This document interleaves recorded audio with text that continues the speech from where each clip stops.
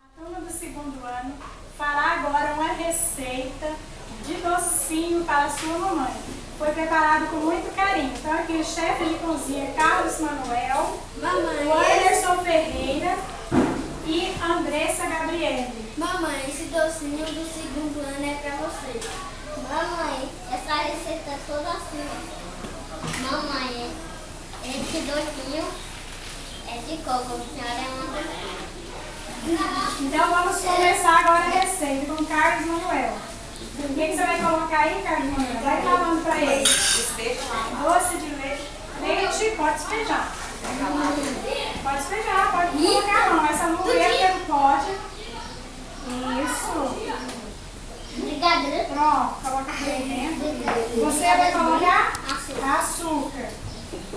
Só um pouquinho. Vamos ajudando aqui o coleguinha. Vai lá, vai colocando. Mais. Pronto. Agora a Andressa vai colocar o quê? Leite de coco. Vai, pode despejar mais. Os outros aqui, ó, que a tia Ilka. Pronto, pode despejar tudo. Agora vocês vão mexer, mexe, mistura aí com a colher. Vai lá, deixa um mexendo, um de cada vez. Segura a bacia, senão não vai não. Esse é o Zeragus.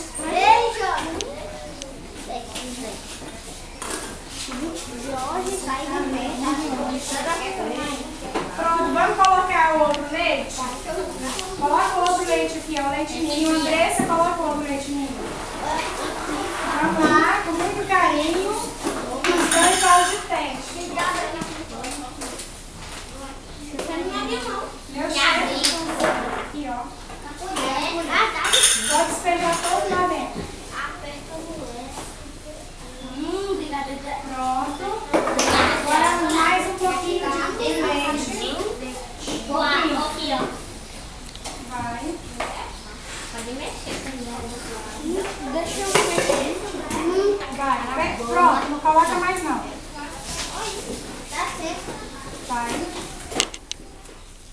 Não coloca mais não. Então, Vai.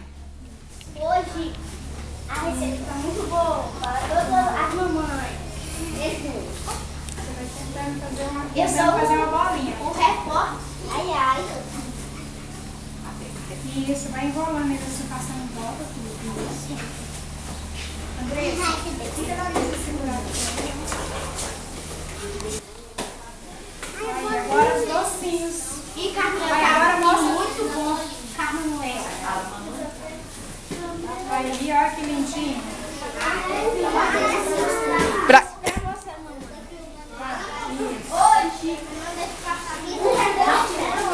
está vendo?